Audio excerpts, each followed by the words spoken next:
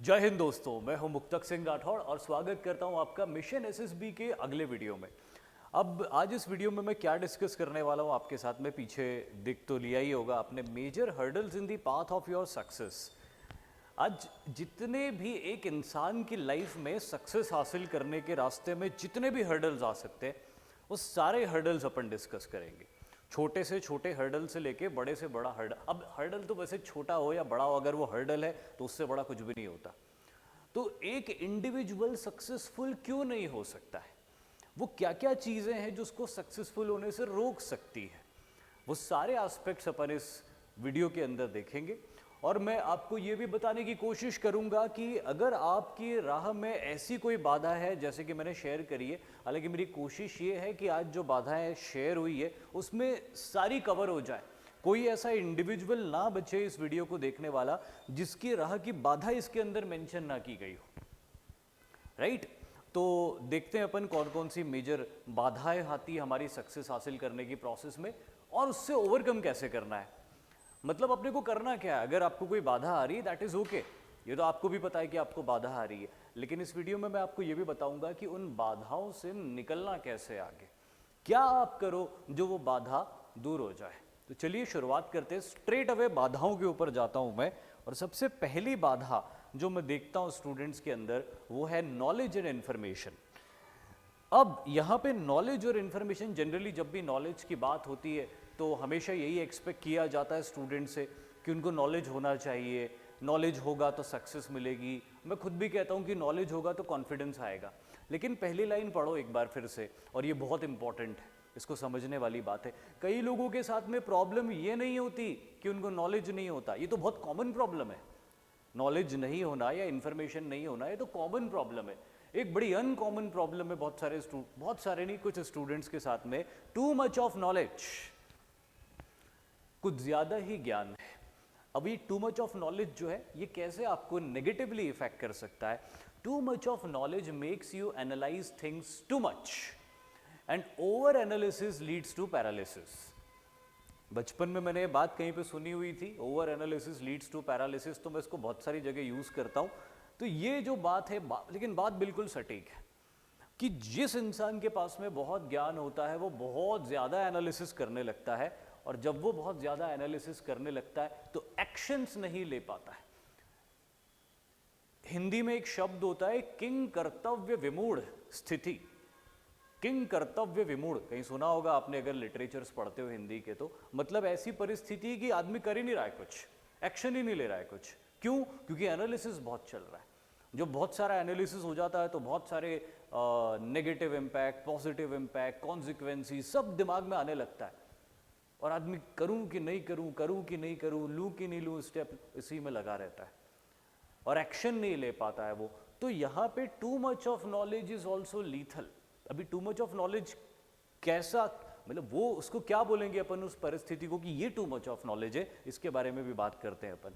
फिलहाल आगे पढ़ते हैं। You fail to take action and make decision, जैसे कि मैंने बोला। और दूसरी बात बहुत स्वाभाविक सी बात है, lack of knowledge makes you incompetent to take action और मेक डिसीजन। और लिखना था यहाँ पे, ऑफ लिखा गया गलती से, इसको करेक्ट कर लेते हैं, और मेक डिसीजंस।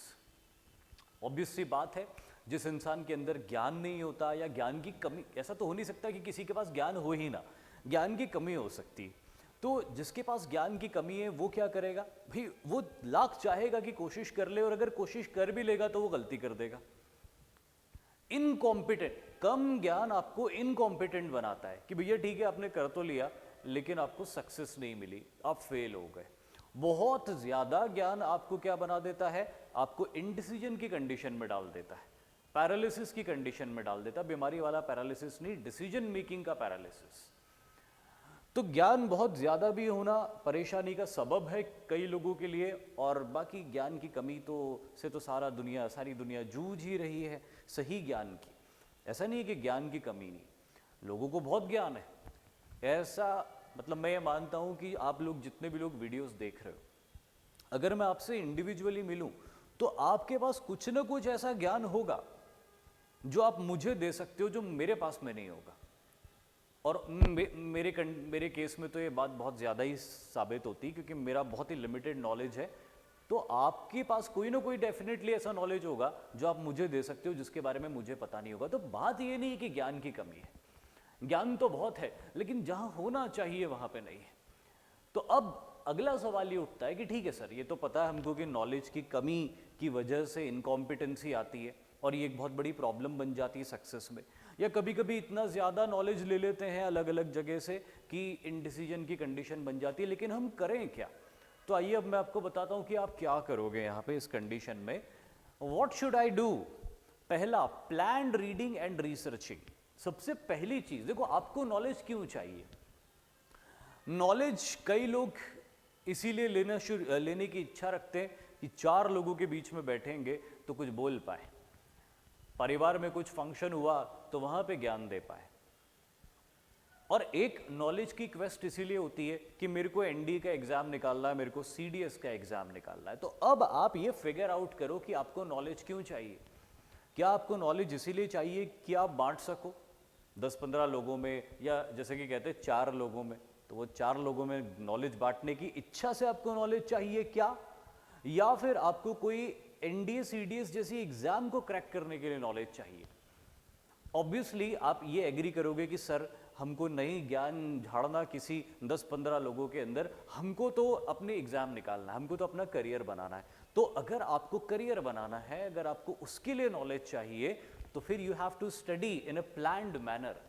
और अगर आप कोई चीज़ की रिसर्च भी कर रहे हो तो ऑथेंटिक सोर्सेज से प्लान्ड मैनर में उसकी रिसर्च करो। बहुत सिंपल सी चीज़ है। आप एनडीए या सीडीएस की तैयारी कर रहे हो, आप कुछ नहीं करो, आपका सिलेबस देखो। My dear friends and students, आपका सिलेबस इतना वास्ट है कि अगर आप ठीक से पढ़ने गए सारे सब्जेक्ट्स तो यूं ही आपको बहुत नॉलेज हो जाएगा। 4 क्या 400 लोग आ जाए तो भी आपके सामने कोई कुछ नहीं बोल पाएगा।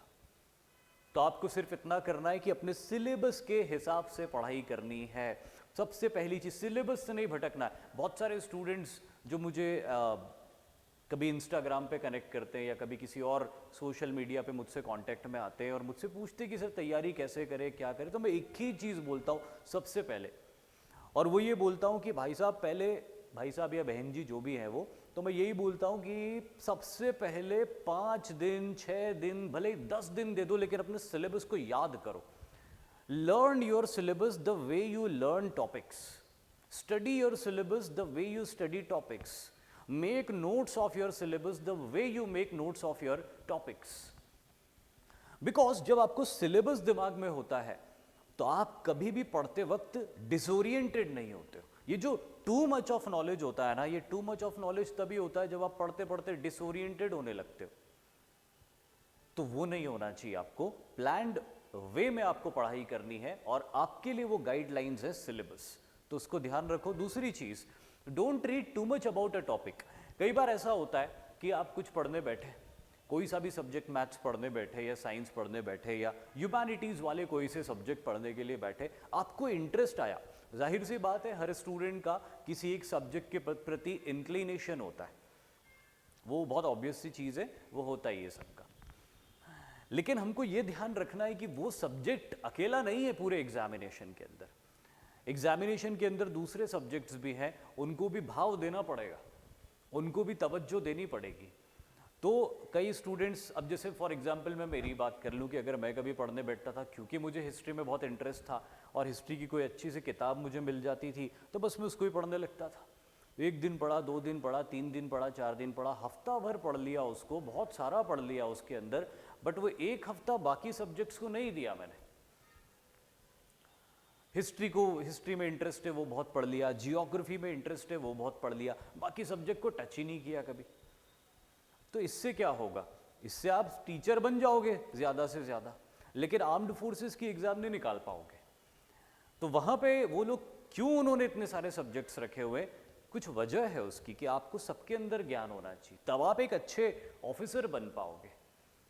तो प्लीज़ इस चीज़ को भी ध्यान रखें कि अगर आप एक सब्जेक्ट पढ़ते पढ़ते उसमें खो जा रहे हो, उसमें बह जा रहे हो, तो वहाँ पे भी अपने आप को रोको और दूसरे सब्जेक्ट्स भी उठाओ।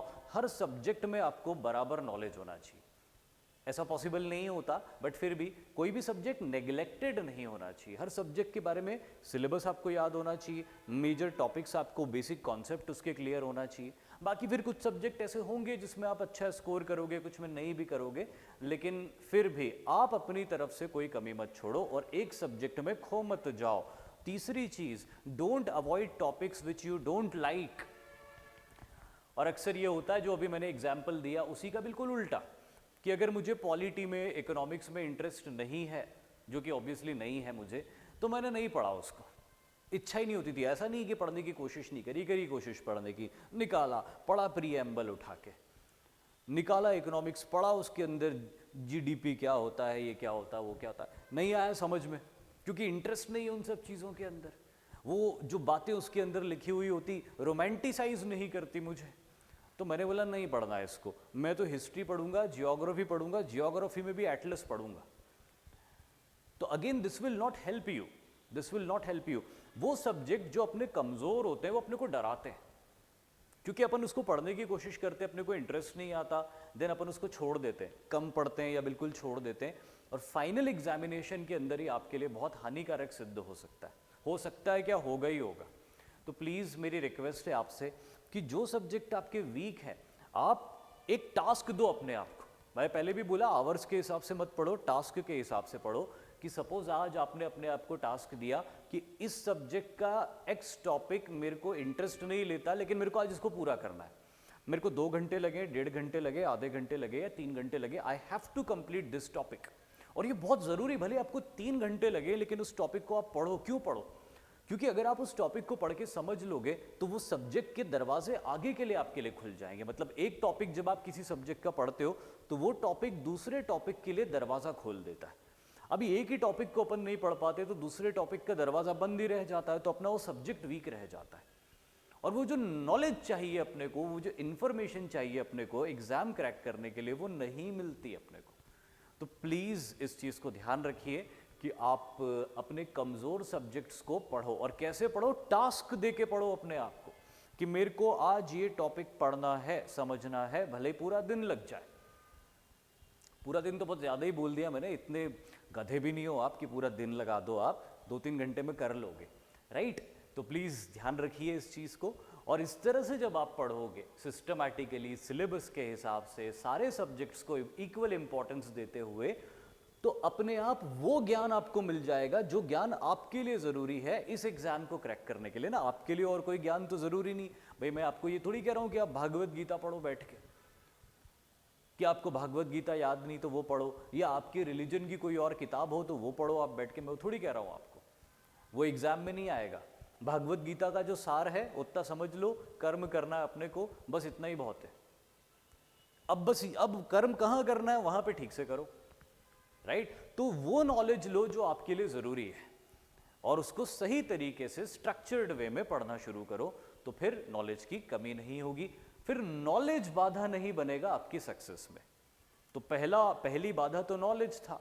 नॉलेज ज्यादा भी बाधा और कम भी बाधा, ओवरकम कैसे करें उसको, ये भी अपन ने डिस्कस किया। तो होपफुली अब नॉलेज बाधा ना बने आपके लिए।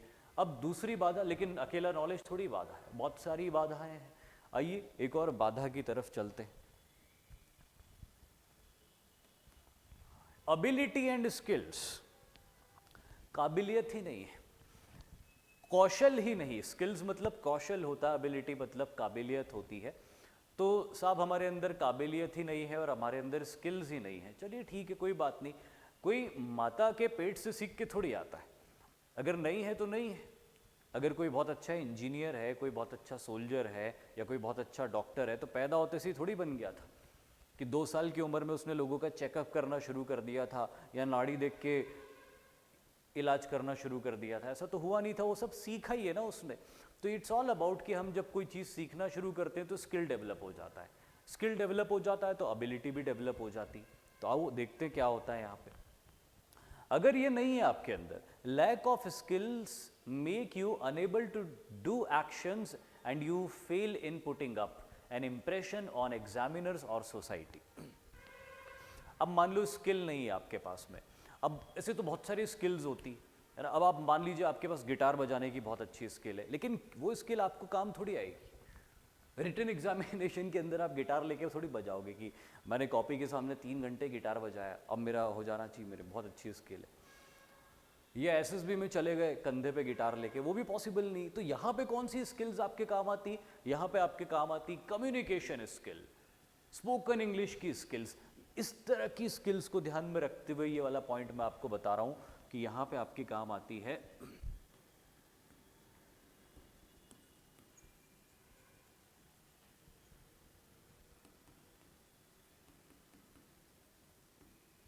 कम्युनिकेशन स्किल्स या फिर स्पोकन इंग्लिश।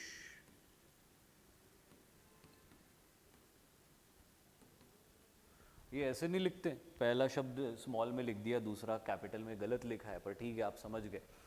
अब देखो बात यहाँ पे ऐसी है कि ये स्किल्स आपको डेवलप करनी पड़ेगी, क्योंकि अगर आपने ये स्किल्स डेवलप नहीं करी, आपके लिए पर्टिकुलरली बोल रहा हूँ, पढ़ाई करना आपको आता है, आपने नर्सरी से लेके 12th स्टैंडर्ड तक यही किया है कि पढ़ते कैसे हैं, याद कैसे करते, समझते कैसे, तो वो स्किल आपके अंदर है, वहाँ पे तो आपको सिर्फ एफर्ट लगाना है, तो वो चीज़ हो जाएगी। अब और कौन सी स्किल अपने अंदर होगी? अब ये दो बहुत इंपॉर्टेंट स्किल्स हैं जो अगर आप अपने अंदर डेवलप करते हो तो उस एग्जामिनेशन के अंदर एग्जामिनर के ऊपर एक इम्पैक्ट क्रिएट कर सकते हो, राइट? पर अगर ये स्किल नहीं है तो एग्जामिनर्स के ऊपर इम्पैक्ट क्रिएट नहीं हो पाएगा, या फिर आप अपने करियर में भी आगे जब बढ़ोगे तो भी आप एक अच्छा इम्पैक्ट नहीं क्रिएट कर पाओगे। It is very important that you should have a good communication skills. Got it? तो अब नहीं है साहब, सर नहीं है स्किल हमारे पास, कम्युनिकेशन स्किल भी नहीं है, उसके अलावा हमारे पास में स्पोकन इंग्लिश की स्किल्स भी नहीं है, और उसके अलावा भी कई और स्किल्स ऐसी हो सकती थी जो एसएसबी में हमको काम आ सकती थी। जैसे कौन सी स्किल भाई? कोई ऐसी स्किल थी जो आपने अपने स्कूल टाइम में डेवलप करी थी और आपने वहाँ पे पर्सनल इन्फॉर्मेशन क्वेश्चनर में उसको शेयर कर पाए। कोई स्पोर्ट्स रिलेटेड स्किल हो सकती है, कोई extra curricular activity related skills हो सकती, नहीं है आपके पास में। और अब बहुत सारी स्किल्स डेवलप करने का टाइम भी नहीं है, लेकिन ये दो स्किल्स ऐसी मैं बता रहा हूँ जो करना ही पड़ेगी डेवलप, टाइम हो या ना हो, और ये स्किल्स को डेवलप करने का टाइम आपको निकालना पड़ेगा। लेकिन करोगे क्या, किस तरह से चीज़ें करोगे? What should you do, what should I do? Identify which skill you are lacking in. सबसे पहले पता करो, ईमानदारी से अपने आप से पूछो, और ये जवाब सबसे तेज़ी से मिलता है आपको। जैसे मैं बोलता हूँ कि ईमानदारी से अपने आप से पूछो, तो आप पूछ लेते हो इमीडिएटली कि यार मेरे अंदर क्या कमी है, तो इमीडिएटली आपका अंतर्मन आपको बता देता है कि 2-3 कमियां हैं बेटा तेरे अंदर। तो सबसे पहले ईमानदारी से आइडेंटिफाई करो कि कौन कौन सी स्किल्स आपके अंदर कम है। खास तौर पे वो दो स्किल्स मैंने जो बताई, उन दोनों में से कोई एक स्किल कम तो नहीं है आपके पास में। अगर कम है तो फिर क्या करो? दूसरी चीज जो मैं बता रहा हूं, अब उसको ध्यान से समझो। Less coaching and more practice will make you successful. मान लीजिए आपके अंदर स्पोकन इंग्लिश वाली स्किल नहीं है, आप नहीं बोल पाते हो, तो अब क्या होता है? अब क्या करें साहब, नहीं बोल पाते, तो हम ये चाहते हैं कि कोई हमको ऐसा मेंटोर मिल जाए जो हमको स्पोकन इंग्लिश की स्किल सिखा दे, या हमको कोई ऐसा इंस्टीट्यूशन मिल जाए जहाँ पे जाके हम प्रैक्टिस कर सके। बट मान लीजिए कि ये दोनों ही चीज़ें आपको नहीं मिल रही, दोनों ही चीज़ें आपको अवेलेबल नहीं है, तो मैं ये कहना चाहूँगा आपको कि अगर आप ये वीडियो देख रहे हो, दैट मीन्स कि इंटरनेट का एक्सेस है आपको, यूट्यूब आप चलाते हो, तो अगर आप ये वीडियो देख रहे हो तो इसी प्लेटफॉर्म के ऊपर आपको ढेरों ऐसे वीडियोस मिल जाएंगे जो आपको स्पोकन इंग्लिश की प्रैक्टिस करवा रहे होंगे। Go through one of them.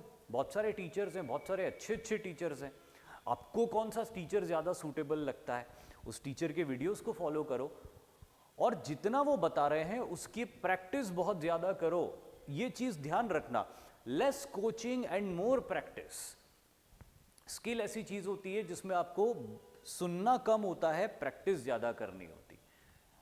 और ये बात इसीलिए सच है क्योंकि एकलव्य ने भी यही किया था।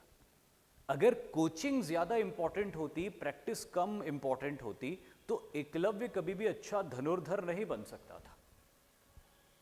एकलव्य बहुत अच्छा धनुर्धर बन गया, हम सभी जानते हैं इस बात को, जबकि उसको तो कोचिंग भी नहीं मिली थी। उसने तो सिर्फ इमेजिन कर लिया था कि गुरु द्रोणाचार्य मैं गलती कर रहा हूँ तो मुझे करेक्ट कर रहे हैं, जो कुछ भी उसने इमेजिन किया था।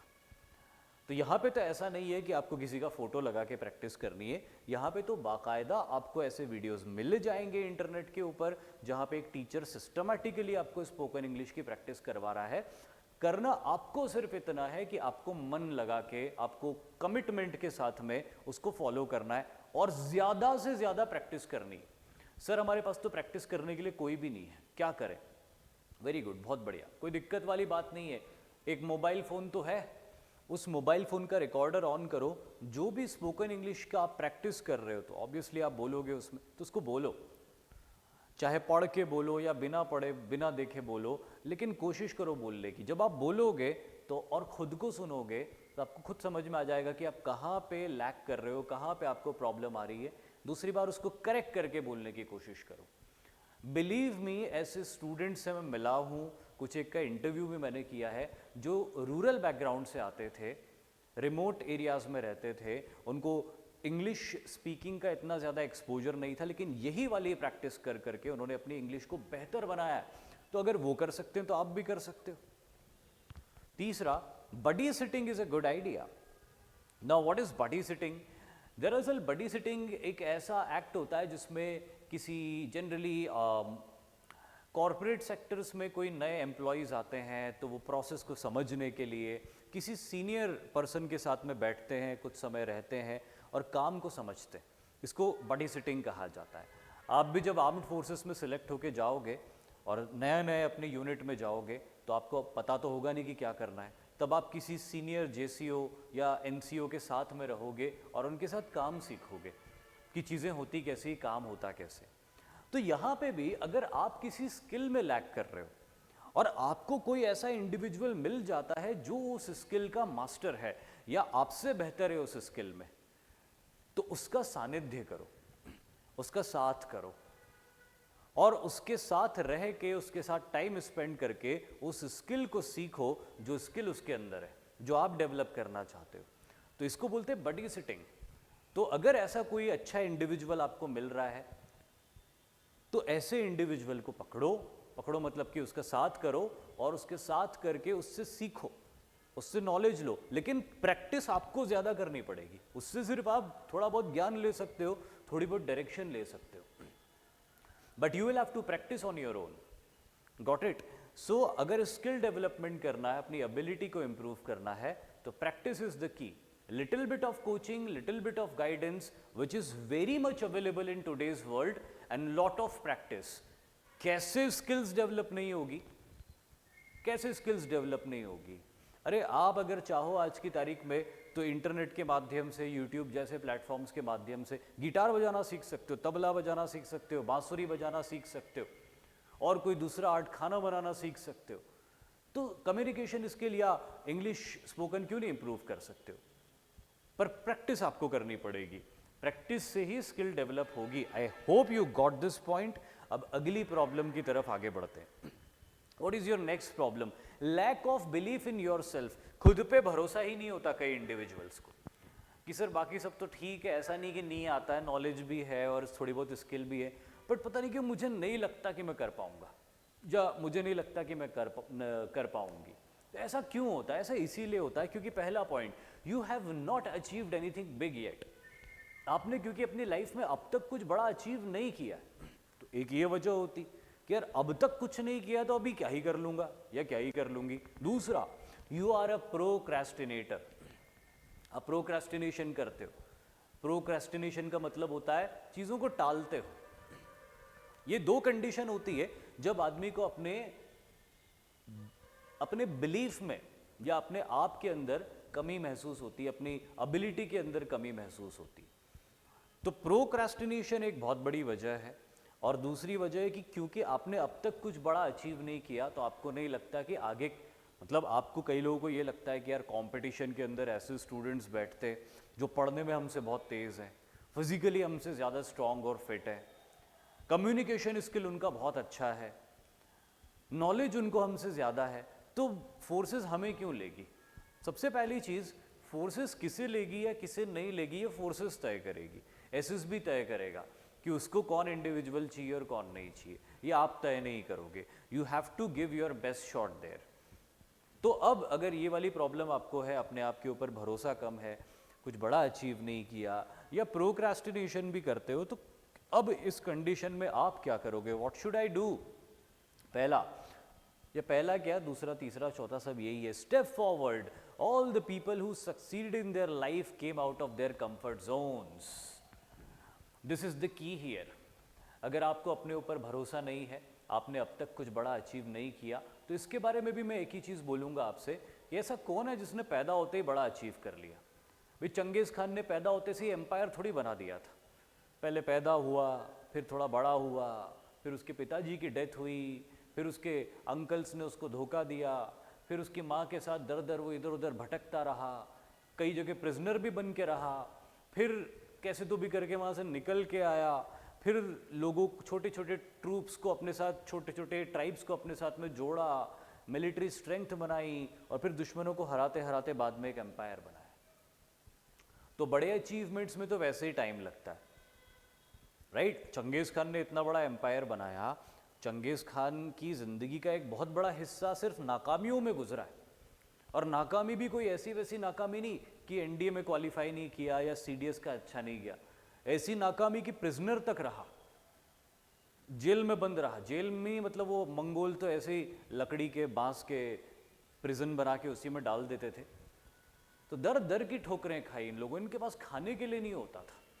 और वैसे ही मंगोलिया के अंदर आपको पता है क्या कंडीशन होती थी। तो भूखे रहे, प्रिजनर बन के रहे, लेकिन करना है, अगला स्टेप लेना है, अगले स्टेप पे जो आएगा वो देखेंगे, फिर वो सही रहा तो वो एक और स्टेप लेंगे, तीसरा लेंगे, चौथा लेंगे, आगे बढ़ेंगे, जहां है वहां नहीं रुकेंगे, वहां से आगे बढ़ेंगे। यहां बैठे बैठे नहीं सोचते रहेंगे कि क्या होगा, मैं तो कुछ नहीं कर। अरे करो तो सही, करोगे तो सब होगा। तो अपने कंफर्ट जोन से आपको बाहर निकलना है। एक कंफर्ट जोन हम बना लेते हैं आराम का। सुबह आराम से उठते हैं,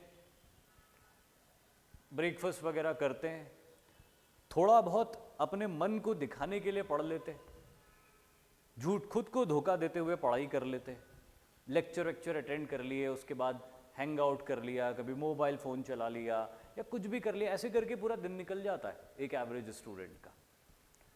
और ऐसा क्यों होता है? क्योंकि वो कंफर्ट जोन जो बना हुआ है, आराम से उठना comfort zone, casually lectures attend करना कंफर्ट जोन, फिर उसके बाद में दोस्तों के साथ घूम लेना कंफर्ट जोन। ये चीज़ें जो आप कर रहे हो आपको तकलीफ नहीं दे रही, आपको चैलेंज नहीं दे रही और आपको अच्छी लग रही है, तो आप उसमें रह जाते हो।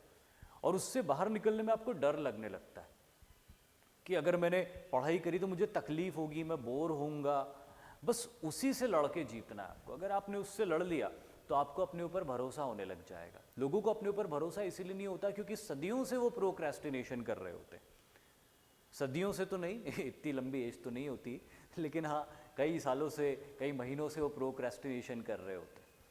तो उनको लगता है कि यार मैं पिछले साल भी कम ही नंबर लाया था तो इस बार क्या ही कर लूँगा, पिछली बार भी एग्ज़ाम मेरा नहीं निकला था तो इस बार भी अंदर ही अंदर खुद को समझाते रहते कि पता नहीं निकलेगा, नहीं निकलेगा, निकलेगा नहीं निकलेगा।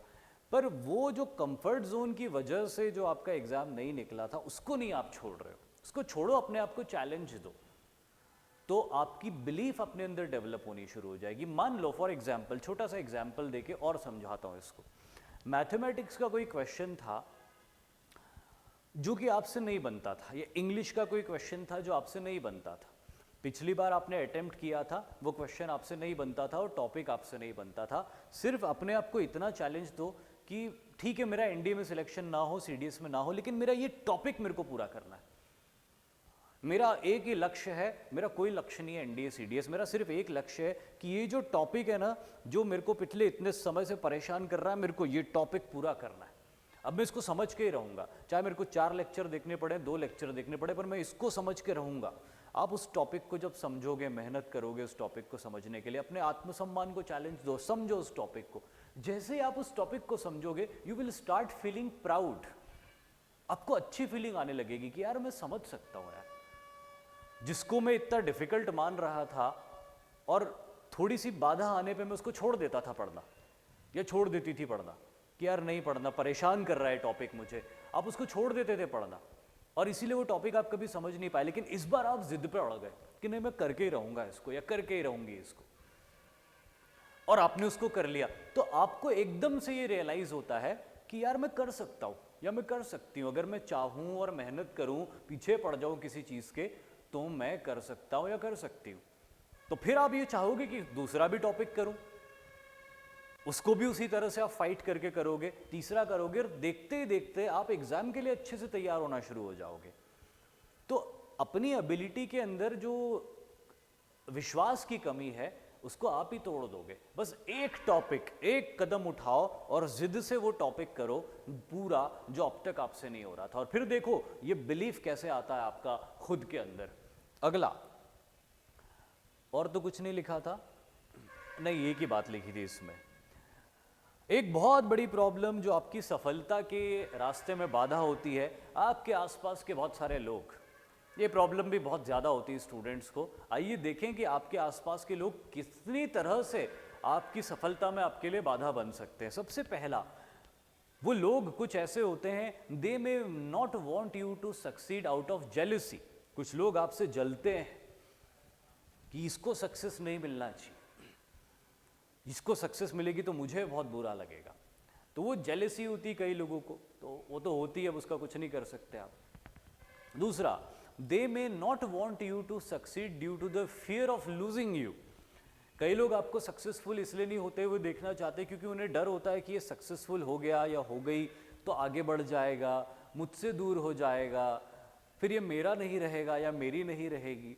ये डर भी रहता बहुत सारे लोगों को, तो इसीलिए वो आपको सक्सेसफुल नहीं होने देना चाहते, कि उनको ये डर है कि ये सक्सेसफुल हो गया तो हाथ से निकल जाएगा। पर ठीक है, अब ये ऐसे लोगों के बारे में क्या बोले, मतलब वो अपने को प्यार करते हैं या अपने से अफेक्शन रखते हैं, लेकिन उस अफेक्शन और प्यार के चक्कर में वो आपकी प्रगति के लिए बाधा बन रहे, पर ऐसा भी होता है। तीसरा, they want you to dance to their beats. कुछ लोग ऐसे होते हैं जो आपको अपने हिसाब से चलवाना चाहते हैं। यहाँ पे पार्टी या म्यूजिक की बात नहीं हो रही, ये एक फ्रेज है। They want you to dance to their beats, your goal is of no importance to them. कई लोग आपके अराउंड ऐसे होते हैं जिनके लिए ये मैटर नहीं करता। मान लो आपने बोला कि मेरे को आर्म्ड फोर्सेस ज्वाइन करनी है, उनके लिए आर्म्ड फोर्सेस ज्वाइन करना कोई बहुत बड़ी बात नहीं है, मतलब कोई इंपॉर्टेंट बात नहीं है। वो इतने सीरियस नहीं है करियर को लेके, उनका लक्ष्य कुछ है ही नहीं या कुछ और लक्ष्य है, या वो अपने लक्ष्य के प्रति समर्पित हैं और आपके लक्ष्य से उनको कोई लेना देना नहीं है। वो बस ये चाहते हैं कि जब मैं इसको तलब करूं, जब मैं इसको बुलाऊं ये आ जाए, मैं इसके साथ टाइम पास करूं, हम एक दूसरे के साथ टाइम स्पेंड करें, और बस दैट्स इट। वो आपसे जलते नहीं है, ना ही उनको आपको लूज करने का कोई भय है। आप सिर्फ उनकी एक टाइम पास मशीन हो, मशीन टाइम पास मूंगफली हो आप उनके, और वो सिर्फ आपसे टाइम पास करना चाहते हैं। उनको आपके साथ ऑब्वियसली अच्छा लगता है, वो टाइम स्पेंड करना चाहते हैं, लेकिन आपका एक लक्ष्य है, गोल है, इससे उन्हें कोई लेना देना नहीं है। हाँ, उन्हें पता है कि आपका एक लक्ष्य है, आप तैयारी कर रहे हो, but it hardly matters to them. वो अपनी दुनिया में खुश हैं और बस आपके साथ जितना समय बिताना चाहते हैं उतना बिता रहे हैं। तो ये तीन तरह के जो लोग होते हैं आपकी लाइफ में आपको नेगेटिवली इंपैक्ट कर रहे होते हैं, आपकी सफलता में बाधा बन रहे होते हैं, ये तीन तरह के लोग। अब इन तीन तरह के लोगों से डील आप कैसे करोगे वो भी जरा अपन देख लेते हैं यहाँ पे। What should I do? मैं क्या करूं? पहला, make them understand that you will not change after success, after getting success. ऐसे इंडिविजुअल जो इस बात से डरते हैं कि अगर आपको सक्सेस मिल गई तो आप बदलोगे नहीं, तो पहले ऐसे इंडिविजुअल्स को समझाओ कि देखो ऐसी बात नहीं है, मुझे सक्सेस मिली और उसमें तुमने मुझे सपोर्ट किया तो मैं तुम्हारे योगदान को हमेशा याद रखूंगा, तुमको कभी भी भूलूंगा नहीं, और अपनी सक्सेस का क्रेडिट भी दूंगा तुमको, पर प्लीज़ तुम मेरी मदद करो मुझे सक्सेस हासिल करने में। ऐसे लोग जनरली बहुत अच्छे लोग होते हैं जो आपके प्रति बहुत अफेक्शनेट होते हैं और इस डर से आपको सक्सेसफुल नहीं होने देना चाहते कि वो लूज कर जाएंगे। वो इंसान बुरा नहीं है, ज़रूरत है कि आप उस इंसान को कॉन्फिडेंस दिलाओ कि अगर मुझे सक्सेस मिल गई तो मेरा तो मान बढ़ेगा ही बढ़ेगा, साथ में आपका भी मान बढ़ेगा, क्योंकि आप मेरे कंपेनियन रहे उस समय जब मैं सक्सेसफुल नहीं था या मैं सक्सेसफुल नहीं थी। तो ऐसे लोग समझाने से समझ जाएंगे क्योंकि वो आपके प्रति अफेक्शनेट है। दूसरा, prioritise yourself and your task over anything else. अब वो लोग आते हैं दूसरे नंबर पे जो आपको अपनी धुन पे नचाना चाहते हैं, आप उनके लिए टाइम पास मूंगफली हो, उनको आपके टारगेट से कोई लेना देना नहीं है, though they are not jealous of you, आपसे जेलस नहीं है बट उसे टाइम पास कर रहे हैं। तो ऐसे लोगों के कॉन्टेक्स्ट में अपनी प्रायोरिटी, अपनी पढ़ाई या जो कुछ भी आप लर्न कर रहे हो उसको प्रायोरिटी पे रखो।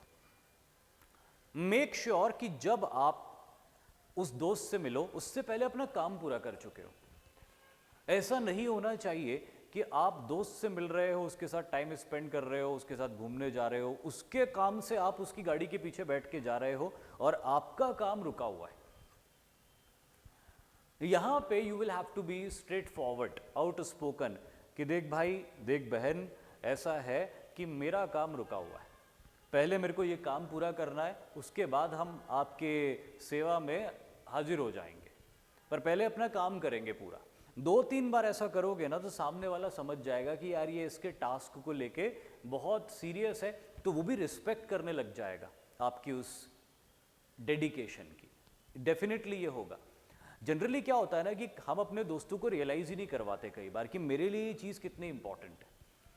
आप उसको 1-2 बार रियलाइज करवाओ कि देख भाई, मैं नहीं चल पाऊंगा, मेरे को अभी भी ये वाला काम पूरा करना है, मेरी क्लासेस है, मेरे को प्रैक्टिस करनी है, मेरे को मॉक टेस्ट देने हैं, जो कुछ भी आपको करना है मैं ये करूंगा, इसके बाद मैं अवेलेबल हूँ इस समय से उस समय के बीच में, तू अगर अवेलेबल हो तो आ जाना।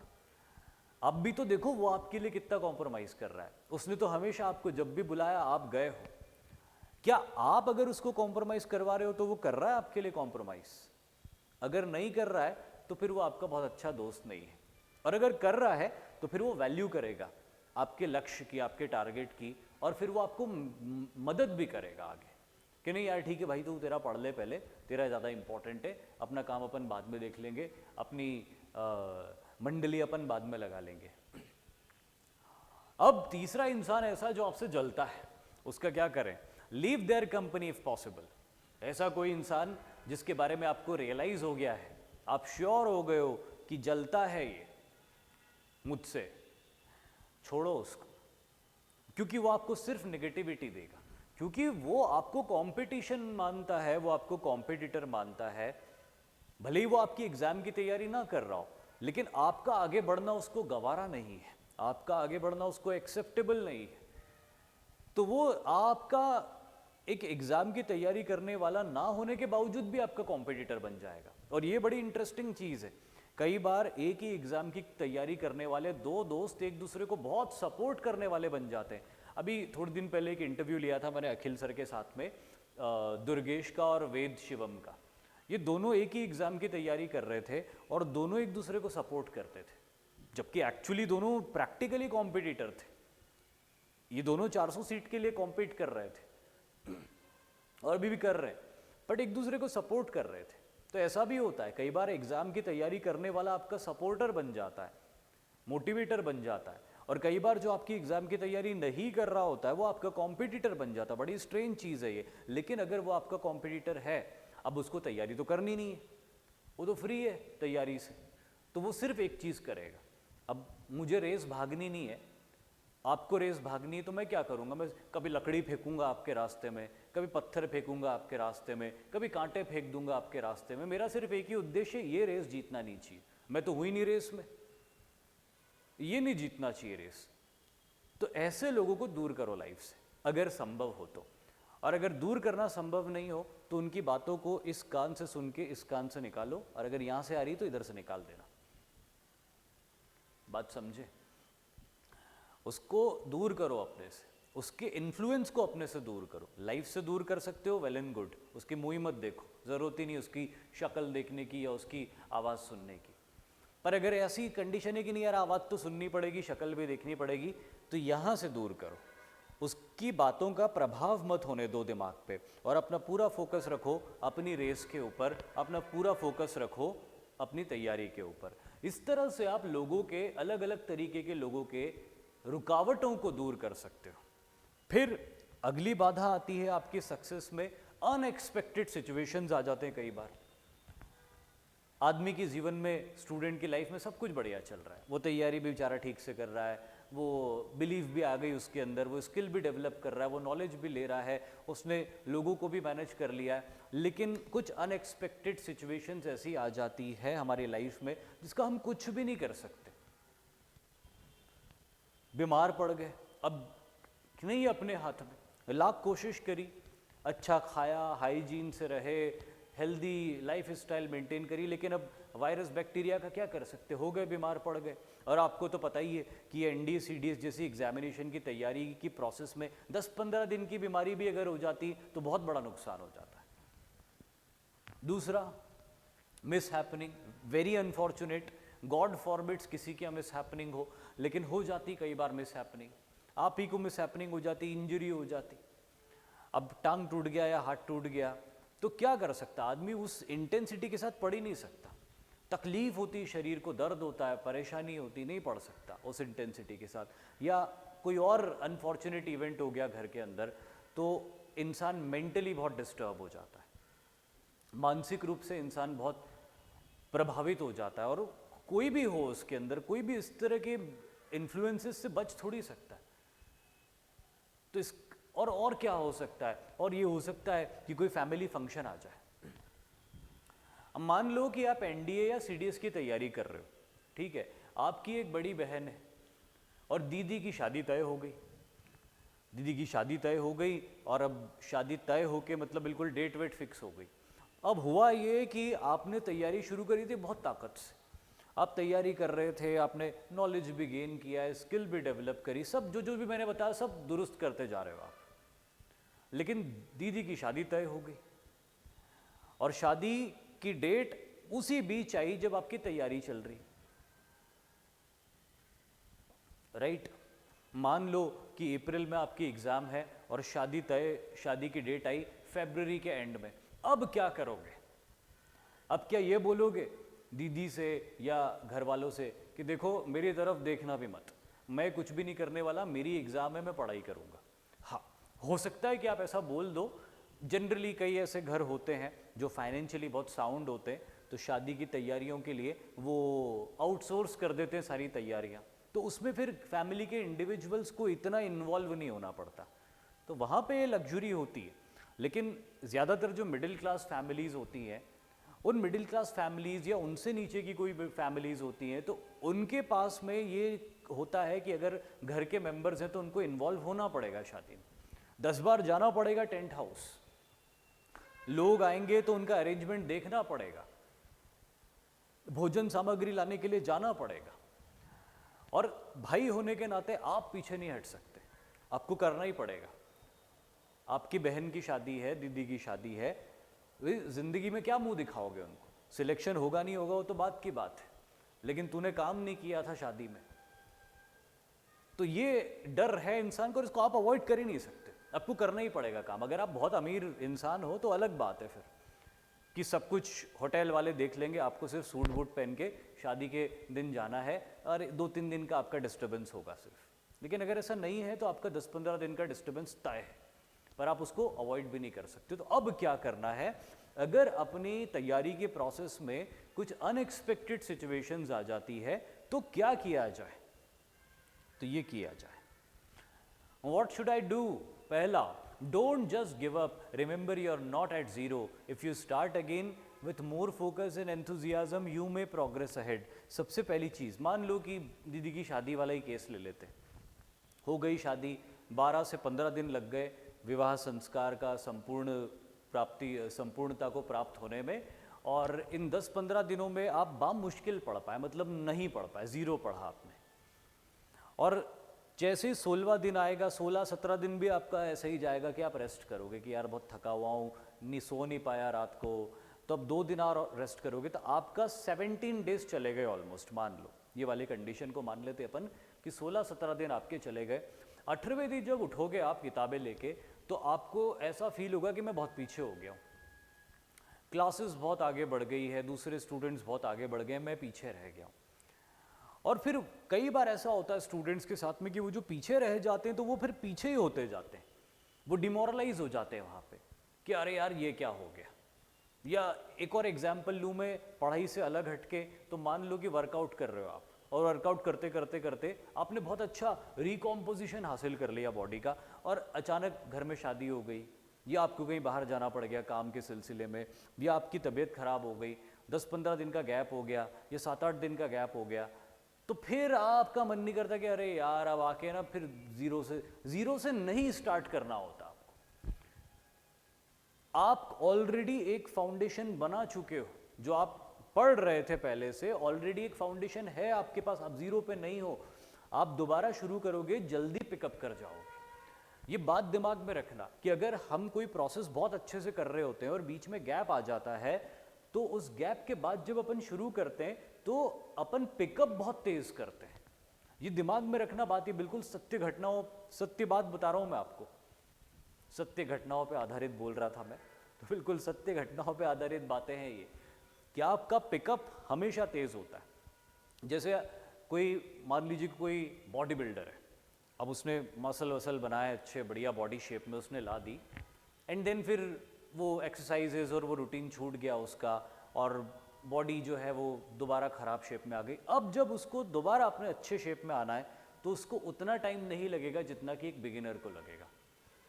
एक बिगिनर को 6 महीने लग सकते हैं, 8 महीने लग सकते हैं बॉडी को अच्छे शेप में लाने के लिए, लेकिन वो इंडिविजुअल जो पहले ही बॉडी को अच्छा शेप में ला चुका है और अब उसकी बॉडी बिगड़ गई है, उसको अपनी बॉडी को दोबारा शेप में लाने के लिए 1 महीना लगेगा। वो 1 महीने में बहुत बढ़िया शेप में आ जाएगा। वैसे ही पढ़ाई का भी होता है कि वो पढ़ाई की लय टूट भी गई ना, तो लय यहाँ पे है, वो लय दोबारा आ जाएगी। आपको ज़्यादा फोकस और एंथुजियाज्म के साथ में भिड़ना है बस। दूसरा, गिव योर बेस्ट शॉट। अगर ऐसी सिचुएशन कोई हो भी गई है, तो शादी का एग्जाम्पल लिया, पर मैंने और भी दूसरे एग्जाम्पल्स बताए थे अनएक्सपेक्टेड सिचुएशंस के, उनमें से भी कोई ख़राब चीज़ भी हो जाती है, तब भी आप अपना बेस्ट शॉट दीजिए, अपना बेस्ट अटेम्प्ट कीजिए। आप अगर सेटिस्फाइड, आपको पता है, मान लीजिए कि आपको पता है कि ये सफिशिएंट नहीं है एग्ज़ाम के लिए, जो मैं कर रहा हूँ, जिस मन से मैं कर रहा हूँ, नहीं है सफिशिएंट एग्ज़ाम के लिए, लेकिन जितना बेस्ट आप कर सकते हो बुरी से बुरे मनस्थिति में, उतना बेस्ट करने की कोशिश करो। Give your best shot. और फिर उसके बाद आगे एक चीज़ सुनो आप अच्छे से, जो पढ़ी ली होगी आपने, if a mishap has hurdled you, अगर किसी दुर्घटना की वजह से आपके काम में बाधा आई है, a miracle may be waiting to rise you above everyone. इस बात को याद रखना कि अगर किसी बुरी घटना ने आपके काम को रोका है, तो आप अपनी पूरी ऊर्जा इकट्ठी करो और उस काम को दोबारा शुरू करो। अगर मिसहैप हो सकता है तो मिरेकल क्यों नहीं हो सकता है? अगर मिसहैप हुआ है तो मिरेकल भी होगा, और आप दूसरों से आगे निकलोगे। आपको उस मनस्थिति से लड़ते हुए आगे बढ़ने की कोशिश करनी बस। आई होप आप मेरी बात समझ गए। और अगेन मैं रिपीट करूंगा कि अगर बुरा हुआ है, दुर्घटना हुई है, तो कुछ बहुत अच्छा मिरेकल भी होगा। बस आपको अपने आप को मौका देना है। अपने आप को जितना तैयार रख सकते हो उतना तैयार रखो। अपने आप को सिर्फ एक मौका देना है आपको। मिरेकल्स होंगे, जरूर होंगे। फिर उसके बाद अगली बाधा जो आपकी सक्सेस के रास्ते में आती है वो है डिस्ट्रैक्शंस। बहुत कॉमन सी बाधा है, सभी के रास्ते में ये आती ही आती। और डिस्ट्रैक्शंस में जो चीज़ें मैंने लिखी हुई है, mobile phones and social media, ये एक बहुत बड़ा डिस्ट्रैक्शन है, मोबाइल फ़ोन और सोशल मीडिया। उसके बाद यहाँ पे एक डिस्ट्रैक्शन है, वो है ऑपोजिट जेंडर। ये भी बड़ा डिस्ट्रैक्शन होता है। अच्छा, एक और इंटरेस्टिंग बात ये है कि मोबाइल फ़ोन और सोशल मीडिया वाले डिस्ट्रैक्शन की बड़ी वजह भी यही होता है, ऑपोजिट जेंडर के प्रति अट्रैक्शन। और फिर तीसरा है अट्रैक्शन टुवर्ड्स अदर करियर। कभी कभी हमको दूसरी चीज़ें ज़्यादा अच्छी लगने लगती, हमारे माँ बाप हमको ज़बरदस्ती कुछ करवाने लगते हैं, हमें कुछ और अच्छा लगने लगता है, या ऐसा नहीं भी होता है, हमने अपनी चॉइस से ही कुछ करना शुरू किया था, बट अब हमको उसमें इंटरेस्ट नहीं आ रहा होता है, किसी और चीज़ में इंटरेस्ट आना शुरू हो जाता है। तो इस तरह के 3 तरह के डिस्ट्रैक्शंस जनरली स्टूडेंट्स को आते हैं। ये 3 तरह के डिस्ट्रैक्शंस जनरली स्टूडेंट्स को आते हैं। अब इन 3 तरह के डिस्ट्रैक्शंस में क्या किया जाए? ठीक है, तो देखते हैं क्या किया जाए। पहला, for mobile phone and social media complete your task for the day and enjoy. मैं हमेशा उस थॉट प्रोसेस का इंसान रहा हूं जो रोकने टोकने में विश्वास नहीं रखता। मुझे लगता है कि किसी को रोकने से कोई फायदा नहीं होता, क्योंकि जिसको जो करना होता है डेस्परेटली वो कर ही लेता है। तो मेरा ये कहना है कि अगर आपको मोबाइल फ़ोन चलाने का बड़ा शौक़ है या सोशल मीडिया के ऊपर जो भी इन्वॉल्वमेंट है उसको रखने का बड़ा शौक़ है तो रखो, लेकिन पहले अपना टास्क पूरा करो। क्या मतलब आपने दिन भर मोबाइल चलाया, सोशल मीडिया पे इन्वॉल्व रहे और शाम को बैठ के माथा पकड़ के या रात को सोते समय रो रहे हो या परेशान हो रहे हो कि यार आज का दिन मैंने वेस्ट कर दिया और कल मैं पढ़ाई करूँगा या करूँगी, लेकिन कल भी वही हुआ। फिर आपने सोचा कि अब चलो यार, अब ये हफ्ता तो निकल ही गया है, अब अगले हफ्ते से ही शुरू करेंगे अच्छे से, पर अगले हफ्ते में भी आप डिस्ट्रैक्ट हो गए और अगला हफ्ता भी बिगड़ गया। क्या मतलब है ऐसा जीवन जीने से? इससे तो अच्छा ईमानदारी से अपने आप को एड्रेस करो कि देख भाई, तेरे को मोबाइल फ़ोन चलाने का बहुत शौक़ है, सोशल मीडिया का बड़ा शौक़ है, तो तू एक काम कर, सुबह 9 बजे या 8 बजे से लेके 2 बजे 3 बजे 4 बजे तक तू सिर्फ पढ़ाई कर और 4 बजे के बाद चलाओ फ़ोन, खुल के चलाओ। तुम फ़ोन चलाने का मज़ा भी ले लोगे, पढ़ाई भी हो जाएगी और वो भी नहीं होगा, क्या बोलते, रिग्रेट भी नहीं होगा। तो मैं आपको रोक नहीं रहा हूँ, मैं आपको ये नहीं बोल रहा हूँ कि सोशल मीडिया से दूर रहो, मोबाइल फ़ोन फेंक दो, ज़मीन में गड्ढा खोद के गाड़ दो मोबाइल फ़ोन को, ऊपर एक पौधा लगा दो उसके, मैं ये नहीं बोल रहा हूँ, और रोज़ उसको पानी भी देते रहो, मैं ये नहीं बोल रहा हूँ। मैं तो बोल रहा हूँ कि आप चलाओ। इच्छाओं का दमन करने से अच्छा है इच्छाओं का शमन किया जाए। चलाओ मोबाइल फ़ोन, लेकिन अपना टास्क पहले पूरा करो। आपने अपना टास्क पूरा कर लिया आज के दिन का, तो मोबाइल फ़ोन चलाना, सोशल मीडिया चलाना अपने आप को रिवॉर्ड की तरह दो कि ये मेरा आज का इनाम है। आपको कभी भी मोबाइल चलाते हुए गिल्ट फील नहीं होगा, सोशल मीडिया यूज़ करते हुए गिल्ट फील नहीं होगा कि यार ये मैं क्या कर रहा हूँ, पर ठीक है कर ही लेते, वो फील नहीं होगा। आप बड़े आराम से चीज़ें करोगे। Got it? दूसरा, ऑपोजिट जेंडर वाला सीन, इससे भी बहुत लोग परेशान रहते हैं, मैक्सिमम रहते हैं ये परेशान। For opposite gender, try to impress them by your knowledge, skills and success. Again, मैं भी यहाँ पे ये नहीं बोल रहा हूँ कि नहीं, अगर तुम लड़के हो, लड़की दिखे तो इधर मुंह कर लो, या लड़की हो तुम्हें कोई लड़का अच्छा लगता हो तो इधर मुंह कर लो, नहीं। मैं हमेशा इस एनर्जी को एक डायरेक्शन देने की बात सोचता हूँ। ये बहुत स्ट्रॉन्ग एनर्जी होती है ऑपोजिट जेंडर की तरफ अट्रैक्शन, और जिस एज में आप हो उस एज में तो स्ट्रॉन्ग होती है, तो बहुत लंबी एज तक स्ट्रॉन्ग रहती है एनर्जी तो, लेकिन हाँ, ये एनर्जी बहुत स्ट्रॉन्ग होती है और इस एनर्जी को पकड़ के रखना बहुत मुश्किल है। इस एनर्जी को पकड़ के रखना बहुत मुश्किल है, इसको रोक के रखना बहुत मुश्किल है, क्योंकि अगर आपने रोक भी दिया, 4 दीवारी में भी किसी को बंद कर दिया, तो यहाँ पे तो वही चल रहा है ना, यहाँ पे तो वही चल रहा है, तो दिमाग, ध्यान लगेगा कैसे आपका? तो इसको एक सही डायरेक्शन देना बहुत ज़रूरी है। एनर्जी को आप रोक तो नहीं सकते, इसको सिर्फ एक अच्छी दिशा दे सकते हो। तो अच्छी दिशा क्या दी जाए इसके अंदर? तो ये अच्छी दिशा जो दी जाए उसके लिए मैंने यहाँ पे लिखा है, impress them by your knowledge and skills. अगर ऐसा आप ऐसे इंडिविजुअल हो जिसका इंटरेस्ट बड़ा है ऑपोजिट जेंडर में, तो जाहिर सी बात है कि आपको बड़ा अच्छा लगता होगा जब आपकी बातों से ऑपोजिट जेंडर के लोग बड़े इंप्रेस होते होंगे, राइट? तो यही करो, उनको इंप्रेस करो तुम। लेकिन इंप्रेस कैसे करो? नॉलेज और स्किल से इंप्रेस करो और अपनी सक्सेस से इंप्रेस करो। नॉलेज गेन करो, दूसरे, अगर आप लड़के हो तो दूसरे लड़कों से और दूसरी लड़कियों से ज़्यादा नॉलेज रखो, या लड़की हो तो दूसरी लड़कियों और लड़कों से ज़्यादा नॉलेज रखो। और इस तरह से आप जब अपने नॉलेज को बढ़ाने लग जाओगे, अपनी स्किल्स को बढ़ाने लग जाओगे, तो वो तो इंप्रेस हो जाएंगे, लेकिन इसी प्रोसेस में अपना भी भला हो जाएगा, इसी प्रोसेस में अपना भी भला हो जाएगा। और ये भी एकदम अनुभव के ऊपर आधारित बात बोल रहा हूँ मैं आपको, एकदम एक्सपीरियंस के बेसिस पे बात बोल रहा हूँ मैं, मतलब मेरा एक्सपीरियंस नहीं, हाँ ऑब्वियसली मैंने भी अप्लाई किया होगा इसको डेफिनेटली, लेकिन एक किसी का नाम तो नहीं ले सकते इस तरह के वीडियोस में, लेकिन एक इंडिविजुअल थे, मुझसे सीनियर थे और किसी क्लास में जाते थे, मेरी क्लास में नहीं, किसी उनकी क्लास थी, and there he liked a girl. वहाँ पे एक लड़की उनको बहुत पसंद थी, वो आके मुझसे शेयर करते भी रहते थे, पर ही वॉज लाइक कि यार वो तो मुझे, मेरी तरफ देखती भी नहीं, मेरी तरफ बातें भी नहीं करती, क्या करूँ क्या करूँ। तो उन्होंने ये चीज़ करी, उन्होंने बोला पढ़ाई करते हैं, काम करते हैं, क्लास में ऐसी पढ़ाई करेंगे, इतने अच्छे नंबर लेके आएंगे कि सामने वाले को कांटेक्ट करना ही पड़ेगा या सामने वाले को ध्यान देना ही पड़ेगा। और वाकई में उन्होंने इतनी पढ़ाई करी, इतनी पढ़ाई करी कि उनको बहुत अच्छे नंबर्स आने लग गए, क्लास में उनका जिसको अपन कहते हैं जलवा होने लग गया। हालांकि दुख की बात यह है कि वो लड़की तो नहीं मिली उनको, लेकिन इस प्रोसेस में वो एग्ज़ाम निकल गई जिसके लिए वो तैयारी करने गए थे। तो ये ज़्यादा अच्छा हुआ, ये ज़्यादा अच्छा हुआ। इसीलिए मुझे लगता है कि इस एनर्जी को एक डायरेक्शन देना बहुत ज़रूरी है, बजाय कि इसको रोक के रखना या टोक के रखना।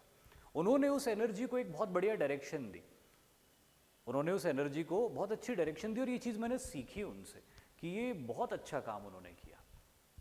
उन्होंने उनके नॉलेज के ऊपर वर्क किया, वहाँ पे स्किल की रिक्वायरमेंट नहीं थी तो उन्होंने नॉलेज के ऊपर वर्क किया। अगर कोई स्किल के ऊपर आप वर्क कर सकते हो तो स्किल के ऊपर वर्क करो, ये भी आपको काम आएगी लाइफ में। कि आप लोगों को कहीं पिकनिक पे जाना है तो आपने बोला यार 20 दिन है पिकनिक पे जाने में, मेरे को गिटार सीखना है, सीखो गिटार। एक स्किल इंसान की लाइफ में उसको हमेशा सपोर्ट करती, हेल्प करती ग्रो करने में। तो एक स्किल सीखो, गाना सीखो, म्यूजिक सीखो, कोई और आर्ट सीखो, डांस सीखो, अच्छा नॉलेज गेन करो, स्कूल में अच्छा परफॉर्मेंस दो। लड़कियां क्या, लड़के भी आपसे इंप्रेस रहेंगे, मतलब अदरवाइज मत लेना, बट सभी आपसे इंप्रेस रहेंगे, टीचर्स भी आपसे इंप्रेस रहेंगे। फिर आपको जो चाहिए वो मिले ना मिले, लेकिन आपको सक्सेस जरूर मिल जाएगी। और अगर आप सक्सेसफुल हो गए लाइफ में तो फिर ऑपोजिट जेंडर के लोग आपको हमेशा वैल्यू करेंगे। So don't worry about it, ये बहुत छोटी मोटी बातें होती है, बट अपनी इस एनर्जी को एक सही डायरेक्शन दो। फिर तीसरा है, please change your career path if the current target is not engaging you. वो तीसरी बात मैंने बताई थी डिस्ट्रैक्शन की, कि यार अभी ये कर तो रहा हूँ लेकिन मज़ा नहीं आ रहा है, ये सब्जेक्ट्स पढ़ने में भी मुझे मज़ा नहीं आ रहा है, मुझे तो कुछ और काम में मज़ा आता है, कुछ और चीज़ें पढ़ने में मज़ा आता है, तो वो पढ़ो। अगर आपको कुछ और चीज़ें पढ़ने में मज़ा आता है तो आप वो चीज़ें पढ़ो, उन चीज़ों को पढ़ के भी आप कुछ करियर में अच्छा कर सकते हो। तो प्लीज़ चेंज योर पाथ। अगर आपका पढ़ाई, उसके सब्जेक्ट्स आपको एंगेज ही नहीं कर पा रहे हैं अपने अंदर, और आपको एंगेज कुछ और चीज़ें करती है, कुछ और तरह की स्टडीज़ आपको एंगेज करती, तो वो स्टडीज़ करो। बिकॉज जो काम आप ज़्यादा अच्छे से करते हो वो आपको रोज़गार दिलाता है। बहुत सारे लोग एनडी की एग्ज़ाम देते हैं, सीडीएस की एग्ज़ाम देते हैं, आईआईटी की एग्ज़ाम देते हैं, नीट की एग्ज़ाम देते हैं, यूपीएससी की एग्ज़ाम देते हैं, रोज़गार नहीं मिलता क्योंकि वो अच्छे से नहीं देते। बहुत सारे लोग ऐसे होते हैं जो सिर्फ कोई एक आध काम अच्छे से कर रहे होते हैं, पर वो इतना अच्छा कर रहे होते हैं कि उस फील्ड में वो टॉप पे पहुंच जाते हैं। तो प्लीज़ वो चीज़ करो जिसमें आपकी रुचि है। आप डिस्ट्रैक्ट भी नहीं होगे, कभी डिस्ट्रैक्शन होगा ही नहीं। जो चीज़ पढ़ने में आपको मज़ा आने लग गया उसमें कैसा डिस्ट्रैक्शन, कभी भी डिस्ट्रैक्शन नहीं होगा आपको। फिर एक और बाधा है, इसके बाद बाधाएं जीवन में यार, टाइम मैनेजमेंट की बड़ी बाधा है। Most of us are poor in time management. हम में से ज़्यादातर लोग टाइम मैनेजमेंट में पुअर ही होते हैं। मैं भी परफेक्ट नहीं हूँ, एवरेज ही हूँ टाइम मैनेजमेंट में, और परफेक्ट तो कोई हो ही नहीं सकता। कुछ लोग अच्छे हो सकते, कुछ लोग बुरे हो सकते, ज़्यादातर लोग एवरेज होते टाइम मैनेजमेंट के अंदर। लेकिन हमें ये ध्यान रखना है कि हम जिस भी पोजीशन पे हैं लगातार खुद को इम्प्रूव करते रहें, थोड़ा करके आगे बढ़ाते रहें टाइम मैनेजमेंट में। लेकिन हाँ, आगे अगली स्लाइड में देखेंगे करना क्या है। But most of us are poor in time management. Second, lack of planning. Time management की नहीं होने की एक बहुत बड़ी वजह है प्लानिंग नहीं करते हम। तीसरा, डिस्ट्रैक्शंस, जिसकी अभी थोड़ी देर पहले भी अपन ने बात करी थी। तो अब व्हाट शुड आई डू, मुझे क्या करना चाहिए इस कंडीशन में? पहला, when everyone is poor at it, why when everyone is poor at it, that's why only a few people who do it get selected or successful. मेहनत की राह में कंपटीशन बहुत कम होती है, तो वो राह अपना लो तो आगे अपने आप निकल जाओगे। टाइम मैनेजमेंट में अगर ज्यादातर लोग पुअर हैं तो आप टाइम मैनेजमेंट को दुरुस्त कर लो, तो आप ज्यादातर लोगों की कैटेगरी से बाहर चले जाओगे।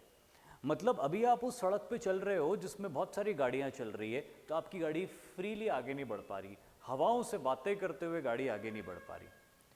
तो क्यों ना सड़क को बदल लो और उस सड़क पे आ जाओ जिस पे थोड़े गड्ढे ज़्यादा हैं, परेशानियां ज़्यादा है, लेकिन ट्रैफिक ही नहीं है, तो गाड़ी आपकी आराम से आगे बढ़ती रहेगी। अब टाइम मैनेजमेंट नहीं करने वाली जो सड़क है वो बहुत आसान सड़क है, कंफर्ट जोन में रखती है अपने को, गड्ढे नहीं आते, स्पीड ब्रेकर्स नहीं आते, तो हम उसको छोड़ना नहीं चाहते। लेकिन अगर हम ये कंफर्ट जोन छोड़ के साइड वाली कच्ची सड़क पे आ जाएं, तो हो सकता है थोड़ी धूल हमको लग जाए, हो सकता है कुछ एक गड्ढे आ जाएं, लेकिन हम बड़ी तेज़ी से अपनी डेस्टिनेशन पे आगे पहुंचेंगे। तो कर लो टाइम मैनेजमेंट, उसमें क्या जा रहा है आपका, आपको ही सक्सेस मिलेगी। दूसरा, get over what gives you pleasure but is not taking you anywhere. वो सारे काम जिनको करने में आपको बड़ा मजा आ रहा है लेकिन उससे आपको कुछ भी अपनी लाइफ में हासिल नहीं हो रहा है, उनको छोड़ो। उन्हीं की वजह से आपका टाइम मैनेजमेंट नहीं हो रहा। टाइम मैनेजमेंट क्या होता है? Time management is like not wasting the time. If you are not wasting the time, you are already managing it.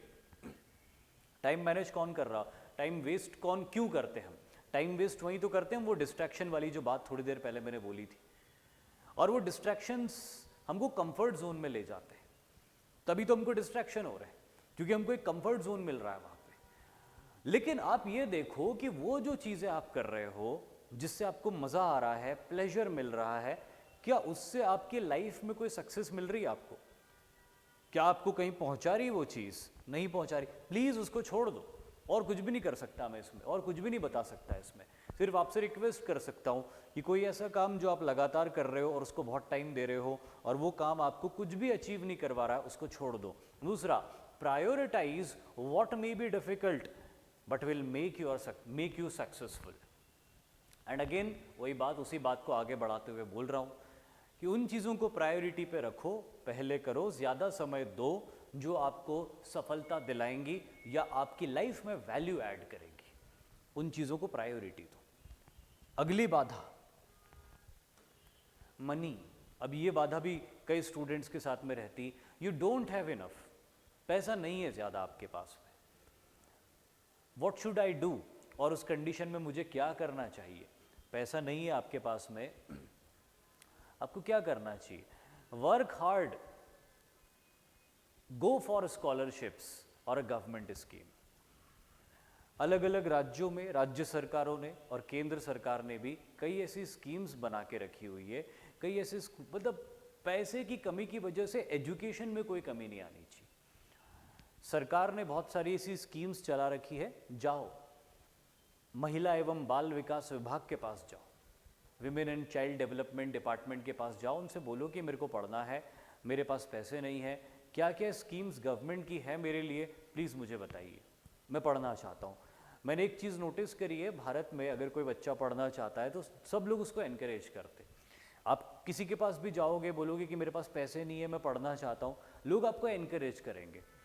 ज़रूरी नहीं कि पैसे दे दे, पर जिस भी तरीके से उनसे हो सकेगा वो आपका एनकरेज करेंगे, क्योंकि भारत में पढ़ाई करना बहुत अच्छी बात माना जाता है, जो कि है भी, गलत नहीं माना जाता, है भी। तो इसीलिए हर इंडिविजुअल जितनी मदद हो सकता है आपकी करेगा। तो पैसे की कमी पढ़ाई के लिए आपकी रुकावट बननी नहीं चाहिए। बनती है, बन सकती है, लेकिन बननी नहीं चाहिए, राइट? बहुत सारी ऐसी स्कीम्स है जो आपकी मदद कर सकती है। Please try to find it out. उसके अलावा भी कुछ चीजें हैं। Try to find out the cheapest source. अगर आप कोई कोर्स कर रहे हो, आपके पास पैसे कम है, फाइंड आउट करो कि सबसे सस्ते में मुझे क्या मिल रहा है। एक तो वो स्कॉलरशिप टेस्ट वगैरह होते रहते हैं, वो अटेम्प्ट करो। स्कॉलरशिप टेस्ट्स के थ्रू कई कोर्सेज आपको फ्री में भी मिल सकते, तो हार्ड वर्क करो, अपने जितना आपको आता है उतना बहुत दुरुस्त करो, उसके दम पे स्कॉलरशिप टेस्ट दो। फ्री में कुछ बैचेस आपको मिल सकती, नहीं भी मिल रही तो सबसे सस्ते में आपको क्या अवेलेबल है उसकी तरफ जाओ। ये मत सोचो कि देखो मेरे को ये मिलेगा तो ही मैं पढ़ पाऊंगा। पढ़ने वाला छोटे से सोर्स से भी पढ़ लेता है। अभी हम ऑनलाइन में देखते हैं ना, कितने सारे स्टूडेंट्स ऐसे होते हैं जो ऑनलाइन पढ़ाई करके एग्जाम निकाल लेते हैं, सारी स्टेजेस निकाल लेते हैं एग्जाम की। कई लोगों को होम ट्यूशन्स लगा के दी जाती है, या फिर वो ऑफलाइन कोचिंग में जाते हैं, बहुत फीस वगैरह पे करते, नहीं निकल पाते। तो मेहनत अगर आप कर रहे हो तो चीपेस्ट सोर्स को फाइंड आउट करके उससे भी गाइडेंस लेके आगे बढ़ सकते हो। दूसरा, save what ever you get. अगर आपकी थोड़ी बहुत पॉकेट मनी है या जो भी थोड़ा बहुत पैसा, उसको सेव करके रखो, ज़रूरत के वक्त वो आपके काम आएगा।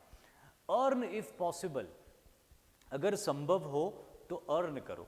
कैसे अर्न कर सकते हो? बहुत मुश्किल चीज़ है, देखो ये मुश्किल सिनारियो है, लेकिन अगर आप किसी बच्चे को पढ़ा सकते हो, होम ट्यूशन्स वगैरह दे सकते हो, तो वहाँ से आप इतनी थोड़ी बहुत अर्निंग कर सकते हो कि आप अपनी बेसिक थोड़ी बहुत जो प्रॉब्लम्स आ रही है आपको पढ़ाई में उसको दूर कर लो।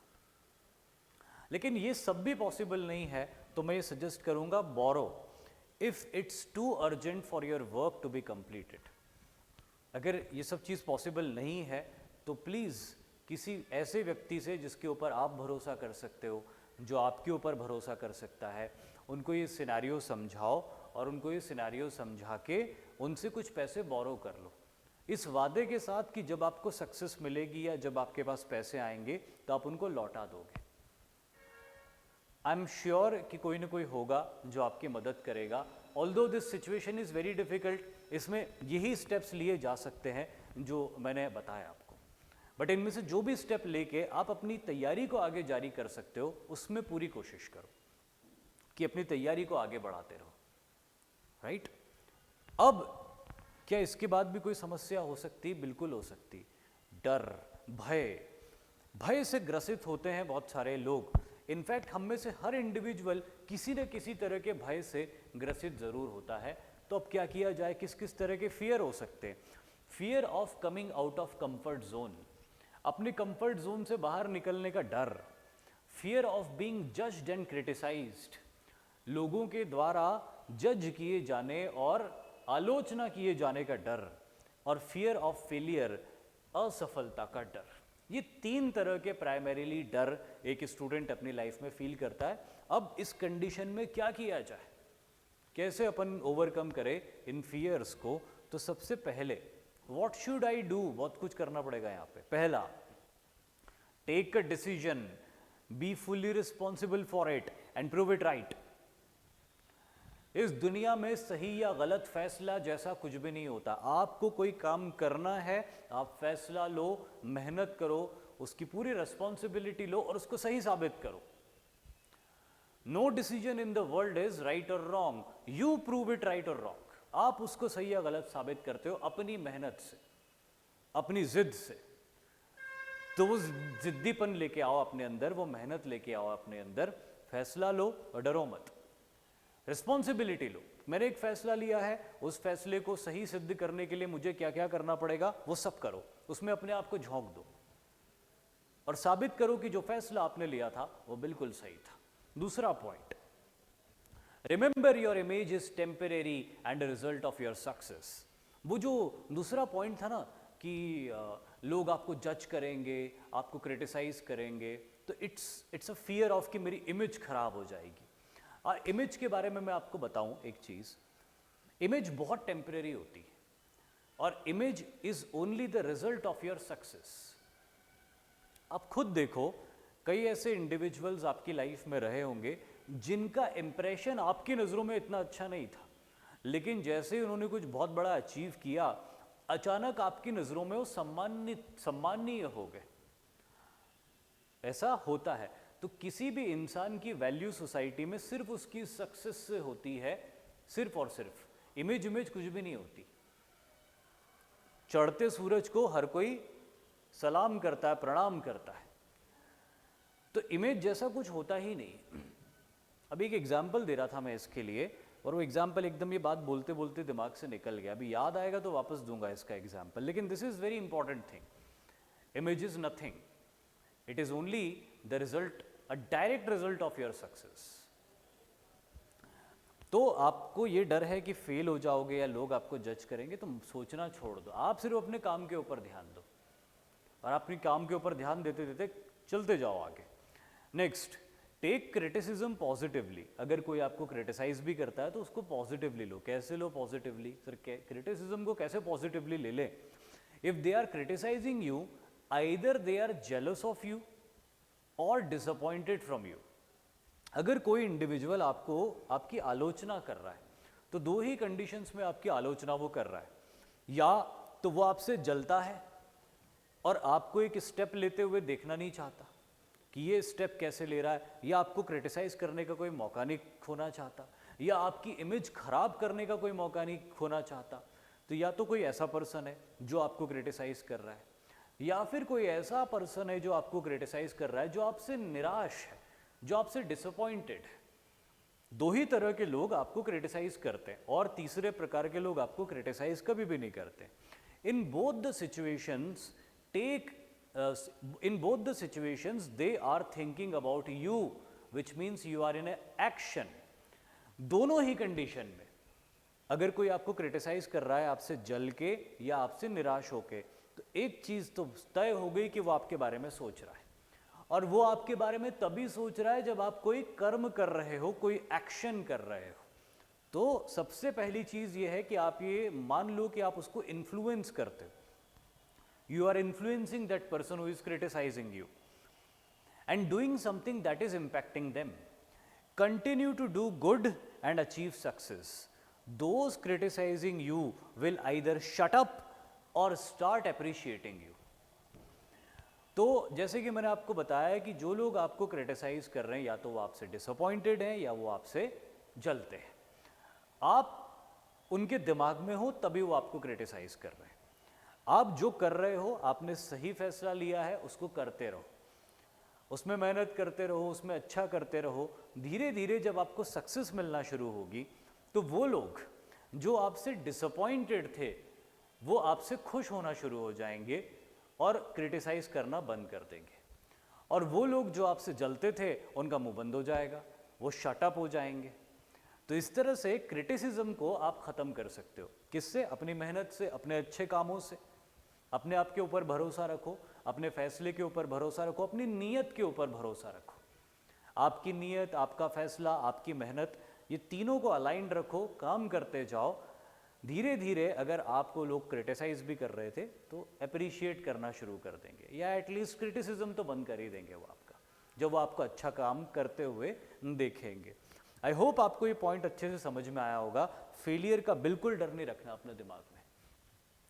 अगर आपने फैसला किया है कि मेरे को एनडीए की एग्जाम निकालना, हो सकता है 10 लोग बोल रहे हो अरे इससे क्या निकलेगी एग्जाम, 10वीं 12वीं में तो इसके नंबर अच्छे नहीं आए, पढ़ता तो ये है नहीं, पढ़ती तो ये है नहीं, दिन भर तो मोबाइल चलाता रहता, दिन भर तो मोबाइल चलाती रहती है, अरे एनडीए तो उन लोगों से निकलेगी, इन लोगों से निकलेगी, उसको देखो उसको कितने नंबर आए, इसको देखो ये कितना पढ़ता है। अगर आप दिन भर ये सुन रहे हो और अपनी बुराई सुन रहे हो तो आप क्या कर सकते हो?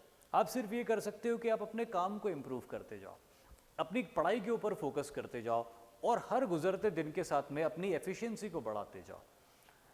जिस दिन रिजल्ट आएगा रिटन एग्जामिनेशन का और आपका नंबर होगा लिस्ट में, आपका रोल नंबर होगा या नाम होगा लिस्ट के अंदर, तो वो लोग जो आपको क्रिटिसिज्म कर रहे थे उन तक जब ये खबर पहुंचेगी कि अरे वो तो उसका नाम आ गया रिटन एग्जामिनेशन के अंदर, तो वो क्या बोलेंगे कि अच्छा रिटन एग्जामिनेशन क्लियर कर लिया, चलो ठीक है बधाई हो, देखते हैं आगे क्या होता है। और दूसरों को क्या बोलेंगे, अरे रिटन एग्जामिनेशन तो इतना डिफ़िकल्ट होता नहीं है और इस बार तो पेपर बहुत इजी आया था और बाकी इसके कुछ तुक्के लग गए होंगे तो उसने निकाल लिया। आपको पता आपने मेहनत करी थी, पर वो उस समय भी क्रिटिसाइज़ कर रहे होंगे, आपको खुल के अप्रिशिएट नहीं करेंगे। पर फिर एसएसबी का प्रोसेस आएगा, एसएसबी में भी जब आप रेकमेंड हो जाओगे, मतलब वो ये तैयारी लगा के बैठे होंगे कि ये एसएसबी में तो फेल होगा ही होगा, रिजेक्ट होगा, आएगा पहले दिन वापस। लेकिन पहली दुख खबरी उनको ये मिलेगी कि इसका स्क्रीन इन हो गया, अब 5 दिन बाद ही आएगा ये। अब वो पूजा पाठ करना शुरू कर चुके होंगे कि हे भगवान मेरी इज्जत रख लो, मैंने दुनिया से कहा था कि ये फेल हो जाएगा, ये तो एसएसबी में चला गया 5 दिन के लिए, अब क्या होगा, इसको रिजेक्ट करवा दो, भगवान तुमको लड्डू चढ़ा। भगवान नहीं करेंगे, भगवान गलत नियत का कभी भी साथ नहीं देते। अब आप एसएसबी भी रेकमेंड हो गए, उसका हौसला वहीं टूट जाएगा। उसके हिसाब से तो आप सिलेक्ट हो गए, क्योंकि उसको इतना पता भी नहीं होगा कि भी मेडिकल भी होगा। अच्छा एसएसबी होगा तो मेडिकल करवा के ही आओगे आप, फिर तो एसएसबी भी हो गया, मेडिकली भी फिट हो गए, फिर आप घर आओगे कि साहब अंकल एसएसबी भी हो गया मेरा, मेडिकली भी फिट हो गया मैं। तो आदमी सामने वाला निराश हो जाएगा बहुत बुरी तरीके से कि ये क्या हो गया, ये क्या हो गया। और फिर थोड़े दिन बाद जब मेरिट लिस्ट में आपका नाम आएगा तब वो दीवारों से सर फोड़ेगा कि अब ये ऑफिसर बन जाएगा, इसके कंधे पे 2 सितारे होंगे शुरू में, बाद में बढ़ जाएंगे, इसकी नौकरी लग गई आर्म्ड फोर्सेस के अंदर, अब इसको इज्जत देनी पड़ेगी, पर उसको देनी पड़ेगी। वो भले ही आपका कितना भी बुरा चाह रहा हो, पर उसको आपको इज्जत देनी पड़ेगी, क्योंकि आपकी इमेज आपकी सक्सेस होती। जो इंसान दुनिया में कुछ साबित करके दिखाता है उससे सबको प्रणाम करना ही पड़ता है। हमारे यहाँ देश में जब चुनाव होते तो एक पार्टी जीतती, कोई पार्टी हारती है, लेकिन जो पार्टी हारती है उसको बहुत बुरा लग रहा होता है, पर फिर भी उनको प्रधानमंत्री को प्रधानमंत्री बोलना ही पड़ता है। तो ये समझो कि क्रिटिसिज्म को अपने ऊपर हावी मत होने दो, अपनी मेहनत, अपने फैसले को ध्यान रखो, अपनी मेहनत और अपनी नीयत, ये तीन चीज़ों के साथ चलो, सबका मुंह बंद कर दोगे आप। इसी के साथ में ये सारे एस्पेक्ट्स थे जो पूरे होते, आई होप पूरे हो गए, एक आध बचा ना हो। जी हाँ, पूरे हो गए। यही वो सारे एस्पेक्ट्स थे जो आपकी सफलता में बाधा बनते, इससे बाहर कुछ भी नहीं। आई होप कि इससे बाहर कुछ भी नहीं। वो तमाम चीज़ें जो किसी इंसान की सक्सेस में बाधा बन सकती, लगभग वो सारी मैंने कवर करने की कोशिश करी। और इसी के साथ उम्मीद करता हूँ कि आपको कुछ हेल्प मिलेगी। अगर इस वीडियो से एक भी स्टूडेंट को हेल्प मिलती तो मैं अपने आप को और इस वीडियो को सक्सेसफुल मानूंगा। मीनवाइल ये कुछ बैचेस की इन्फॉर्मेशन होती है जो कि मैं आपको दूंगा कि पहले तो फ्लैट 25% ऑफ है अनअकैडमी की सारी बैचेस के ऊपर, चाहे वो फाउंडेशन हो जो अभी हाल ही में शुरू हुई है, या पराक्रम हो जो एनडीए की बैच है, प्रारंभ हो या जो कि सीडीएस की बैच है, और मिशन एसएसबी जो कि ऐप के ऊपर शुरू हुई है। रिटन एग्जामिनेशन जिन लोगों ने क्लियर कर लिया है वो एक लिंक है नीचे, उसके ओपन करके उसको फॉर्म फिल कर सकते हैं। एसएसबी की बैच उनको फ्री ऑफ कॉस्ट मिल जाएगी। फाउंडेशन बैचेस अभी शुरू हुई है रिसेंटली, जो कि 16 मई से शुरू हुई है, और ये सारी उसकी मेजर इन्फॉर्मेशन है। सारे टीचर्स जो अनअकैडमी में डिफेंस प्लेटफॉर्म पे हो, सारे टीचर्स अपने अपने सब्जेक्ट्स पढ़ाएंगे। And this is the information of Parakram and Vijay batch for CDS examination, exclusive Vijay complete batch for CDS second 2024, जो कि 30 मई से शुरू होगी। ये एक नई इन्फॉर्मेशन है, 30 मई से सीडीएस की विजय बैच शुरू होने वाली है। एंड देन मिशन एसएसबी तो चल ही रहा है, और मेरा एक लेक्चर हो चुका है इसके अंदर, कल अगला लेक्चर इसके अंदर होने वाला है। और इस 6 महीने का करंट अफेयर्स आप डाउनलोड कर सकते हो, ये आपको हेल्पफुल रहेगा आगे की तैयारी में। इंस्टाग्राम और टेलीग्राम पे आप कनेक्ट कर सकते हो। And finally thank you very much for attending the session. I hope ये आपके लिए सक्सेस मददगार रहा होगा। जय हिंद।